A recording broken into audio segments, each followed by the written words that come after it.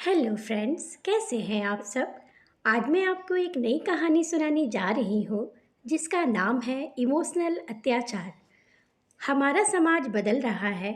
हमारे इस समाज के समानांतर एक और नया समाज भी बन गया है जिसके अपने नियम और कायदे कानून है। यह समाज है युवाओं का, किशोरों का।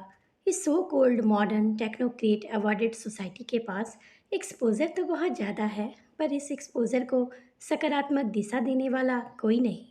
उनकी अपनी ही एक अलग सोच है, और अगर इन्हें सही दिशा देने की कोशिश करें तो उसे ये लोग कहते हैं इमोशनल अत्याचार।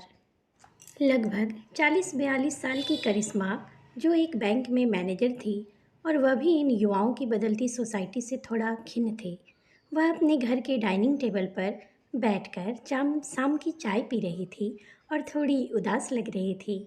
तो उसके पति भानु ने उसके सिर पर हाथ फेरा और कहा, क्या हुआ करिश्मा, इतनी उदास क्यों लग रही हो। करिश्मा ने कहा, पता है आपको, आज ऑफिस में हमारे साथ काम करने वाले एक लड़के के सिर में बहुत दर्द था। रह रह कर बेचारा बेचैन हो रहा था। मुझसे देखा न गया, इसलिए मैंने उससे कहा कि बेटा, यदि तकलीफ़ ज़्यादा हो रही है तो हाफ डे लेकर घर चले जाओ। इस पर उसने क्या कहा आपको पता है? ओह नो, थैंक्स मैम, थोड़ी देर में ठीक हो जाऊंगा। मेरे ख्याल से आप बहुत इमोशनल हैं। सामने इमोशनल कहते हैं और पीठ पीछे इमोशनल फूल। फूल नहीं तो क्या कूल कहेंगे आपको। उनकी कॉलेज से घर आई बेटी प्रियंका ने कहा। करिश्मा ने कहा, तो क्या तुम्हें भी लगता है कि मैं इमोशनल फूल हूँ? तो प्रियंका ने कहा कि अपने सबऑर्डिनेट पे इतना ममता बरसाओगी तो लोग फूल ही तो कहेंगे ना।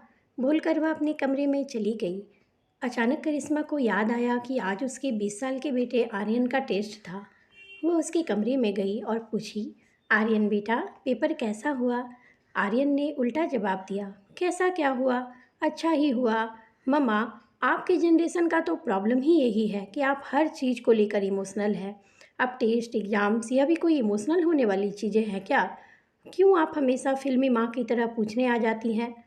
करिश्मा ने कहा, क्यों बेटा, आज माँ का प्यार सिर्फ फिल्मों और टीवी तक ही सीमित हो गया है क्या? टीवी के रियलिटी शो में किसी प्रतिस्पर्धा के हारने पर उसे रोता बिलखता देखने पर तुम्हें भी रोना आ जाता है, पर घर में अगर माँ भावुक हो जाए तो? आर्यन ने बात बीच में काटते हुए चिढ़कर कहा, ममा, यू आर इम्पॉसिबल। क्या इमोशनल अत्याचार है यार।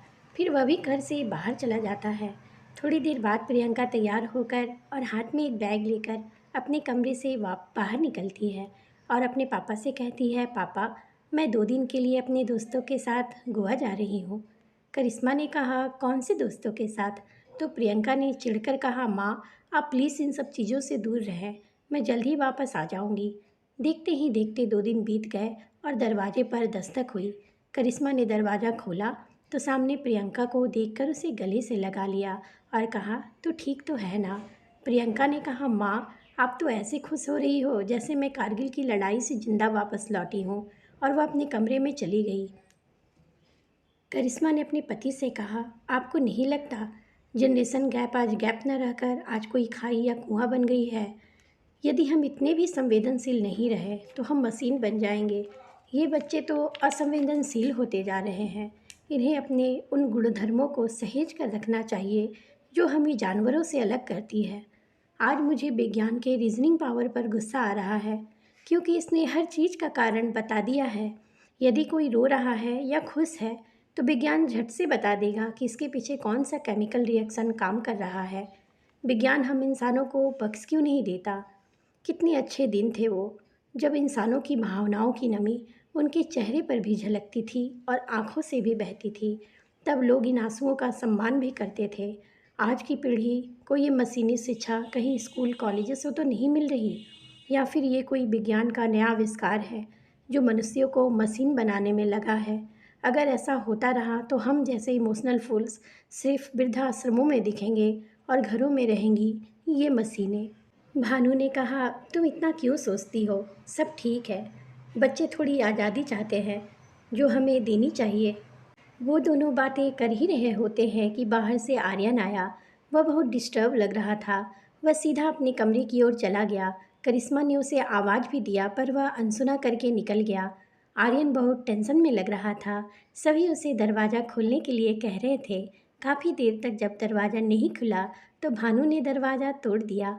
देखा तो आर्यन घर के कोने में ब्लेड लेकर बैठा था। करिश्मा समझ गई कि वह क्या करने वाला है। उसने आर्यन का हाथ पकड़ा और छत पर ले गई। प्रियंका भी वहाँ आई और आर्यन को पानी का गिलास दिया। वह अपनी माँ को पकड़कर रोने लगा और बोला, मम्मा, मैं जीना नहीं चाहता। आपको पता है इंजीनियरिंग में मेरा सिलेक्शन नहीं हुआ। मैं एंट्रांस एग्ज़ाम में फ़ेल हो गया। आपने और पापा ने मेरी ट्यूशन्स पर कितना खर्च किया। आपकी अपेक्षाएं थीं। करिश्मा ने आर्यन की बात काटते हुए कहा, अपेक्षाएं नहीं, उम्मीदें थीं, जो इस बार पूरी नहीं हुई तो अगली बार के एग्ज़ाम में पूरी हो जाएंगी। मैं तुमसे नाराज़ नहीं हूँ, बस इसी बात का मुझे हमेशा डर लगा रहता था। मुझे पता था कि तुम ऐसा ही कुछ करोगे। किसी परीक्षा की सफलता बस यही वजह है तुम्हारे जीने की। तुम जानते भी हो जीवन कितना खूबसूरत है, और आज इतनी छोटी सी वजह से तुम उसे ही ख़त्म करने चले। बेटा, बस अब रुक जाओ। खुद की भावनाओं और मानसिकता से इस तरह मत खेलो। अपनी भावनाओं को खुले दिल से व्यक्त करने में कोई बुराई नहीं है। जितनी अच्छी तरह तुम अपनी भावनाओं को व्यक्त करोगे, उतनी ही अंदर से तुम मजबूत हो जाओगे। समाज में सामाजिक बनकर विचरने में समझदारी है। जब जब समाज को इमोशनल फूल कहकर कदम बाहर रखोगे, विसंगतियाँ और विभत्सता बढ़ती हुई नजर आएंगी। भावनाओं से मत डरो, उन्हें संतुलित रखो। करिश्मा ने देखा आर्यन उसकी गोद में सो चुका था, पर कल के सूर्योदय के लिए वह उत्साहित थी। उसने तय किया कि अगर आर्यन 2 कदम पीछे हटाने के लिए तैयार है तो वह भी ज़रूर 2 कदम आगे बढ़ाएगी और अपने भीतर का प्रेम और विश्वास बच्चों के भीतर भी जगाएगी।